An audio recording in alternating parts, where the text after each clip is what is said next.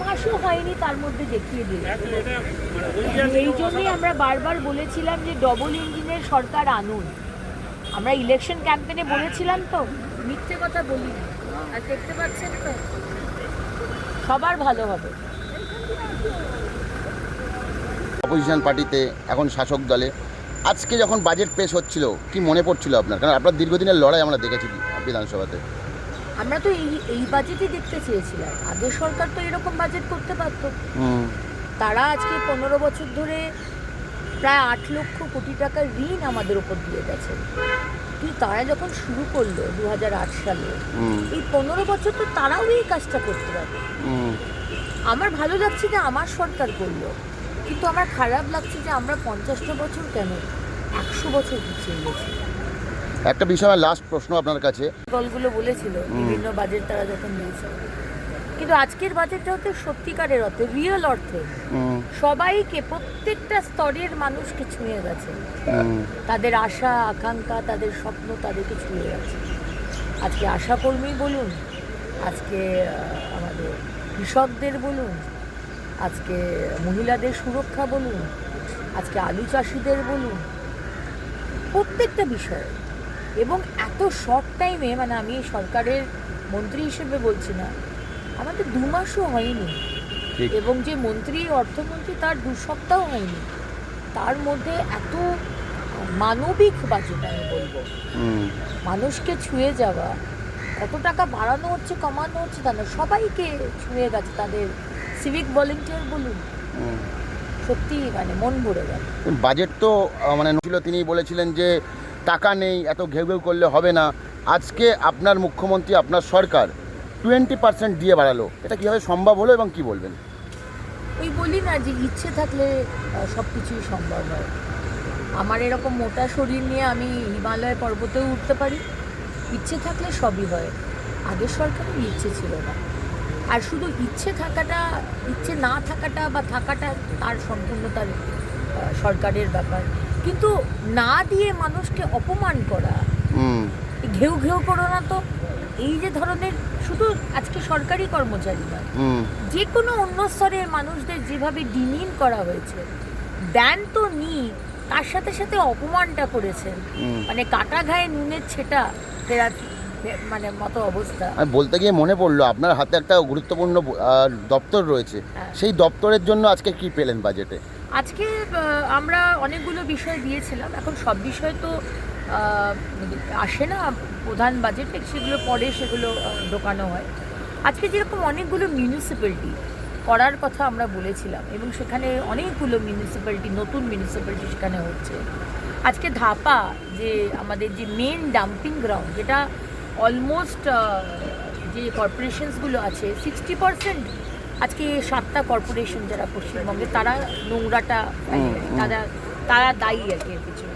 So কেএমসির যে ধাপার যে জায়গাটা, সেখানে প্রায় 33 হেক্টর মতো জায়গা আজকে সরকার থেকে দেওয়া হয়েছে, মানে আবেদন করা হয়েছে দেওয়ার জন্য, যাতে একটা বিরাট প্রবলেম আমাদের কলকাতা শহর এবং পশ্চিমবঙ্গে, যে 15 বছর ধরে আগের সরকার কোনো সিভেজ ট্রিটমেন্ট বা সলিড ওয়েস্ট ম্যানেজমেন্ট সেটা নিয়ে ভাবেইনি। দার্জিলিংয়ের পাহাড়ের গায়ে ময়লা ফেলে দেওয়া হচ্ছে স্বাধীনতার পর থেকে, আর শহর অঞ্চলে কোনো কিছু এটা নিয়ে ভাবা হয়নি।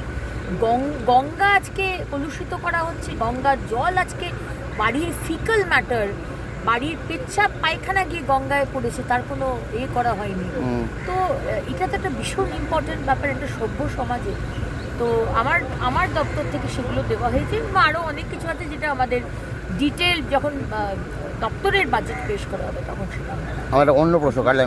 सपने पहले कागज पर बनते हैं, फिर कंक्रीट और स्टील में ढलते हैं। हर नक्शा एक नई उम्मीद जगाता है। আপনিও ফিড মিনিস্টার, এই জন্যই সকাল থেকে আপনি বেরিয়ে পড়ছেন, বিভিন্ন জায়গায় যাচ্ছেন, কখনো রাস্তা পরিষ্কার করছেন। এই যে একটা প্রত্যেক দিনের যে জার্নি বা শক্তি, এটা পাচ্ছেন কীভাবে এবং কীভাবে মেনটেন করছেন? পাচ্ছেন মানে আজকে আপনি যেরকম, আপনারও যেরকম এতদিন মনে হতো যে গড়িয়াহাট মার্কেটে যখন যাব তখন রাস্তাটা একটু পরিষ্কার থাকবে, মাছের বাজারটাতে যখন যাব তখন এই রাস্তায় জল পড়ে থাকবে না। সাধারণ মানুষের যে আকাঙ্ক্ষাগুলো হয়েছে এত বছর ধরে, যেটা আমরা করতে পারিনি। আমি বিরোধী বেঞ্চে যখন বসতাম তখন আমার মনে হতো যে এটা আমি করতে করতে পারছি না, আমার হাত নিষ্পিস করতো।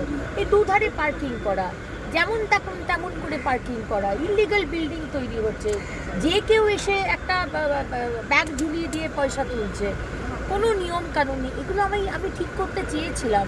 আজকে আমাকে মাননীয় মুখ্যমন্ত্রী সেই অধিকারটা দিয়েছেন, সেই জায়গাটা দিয়েছেন। সুতরাং আমার হাতে 5টা বছর, হয়তো তারপরেও আছে, কিন্তু এই সময় 5টা বছর এবং কাজটা অনেক বড়, তাই একটা সময়ও নষ্ট করতে চাই না। অগ্নিমিত্রা পাল পারবেন? যা অবশ্যই পারবে, কিন্তু একা অগ্নিমিত্রা পাল বা একা শুভেন্দু অধিকারী বা একা আমাদের এতজন মন্ত্রীর পক্ষে সম্ভব নয়, যতক্ষণ না আমি মানুষকে ইনক্লুড করতে পারি। যখন এটা ইনক্লুসিভ হয়ে যাবে না, যখন এটা শুধু আমার কর্মসূচি, আপনার হবে, সবার থাকবে, সবাই যাবে, না রাস্তা আমি ময়লা করবো না, না আমি লাইট বাড়িতে জ্বালিয়ে রাখবো না, আমি যখন সরকারি হয়তো আমি টাকা পাচ্ছি, আমার সরকার হয়তো আমি সিএলই ওএনজিসি থেকে আমাকে হয়তো জলটা দেয়, ইলেকট্রিসিটিটা দেয়, কিন্তু আমি নষ্ট করবো না। এইটা যখন মনের মধ্যে আসবে তখন আর বেশি ভুল থাকবে না, আমাদের এগিয়ে যাবে। থ্যাংক ইউ দিদি, অল দ্য বেস্ট। सपने पहले कागज पर बनते हैं, फिर कंक्रीट और स्टील में ढलते हैं। हर नक्शा एक नई उम्मीद जगाता है और हर ईंट और सरिया उस उम्मीद को हकीकत की ओर करीब ले आता है। एक ऐसा एहसास जैसे कल ही सुकून और शान दोनों एक ही छत के नीचे मिलेंगे। ये बस एक बिल्डिंग नहीं, बल्कि एक कहानी है। 7 रुपयाમાં 1 કરોડ. केवल 7 रुपयाમાં 1 करोड़. हो 1 करोड़ 7 रुपयाમાં के 1 करोड़ केवल 7 रुपयाમાં? કિન્નુ હોસ ડિયર સાપ્તાહિક લોટરી કેવલ 7 રૂપિયામાં અને જીતનો હોસ પહેલો પુરસ્કાર 1 કરોડ રૂપિયા. 1 करोड़ 7 ડિયર સાપ્તાહિક લોટરી, ભાગ્ય બદલીને બાટો. Luxentra designed my modular kitchen. And my walk-in wardrobe. Meet our designer today at Luxentra Siliguri.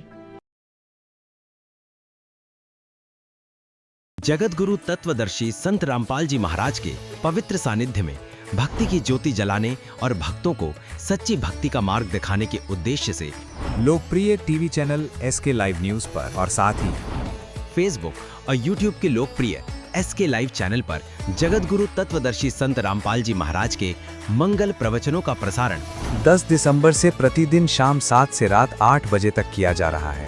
इस सच्ची भक्ति मार्ग को अपनाने के लिए और अधिक संख्या में इस सच्चे सत्संग का प्रसारण अवश्य देखें।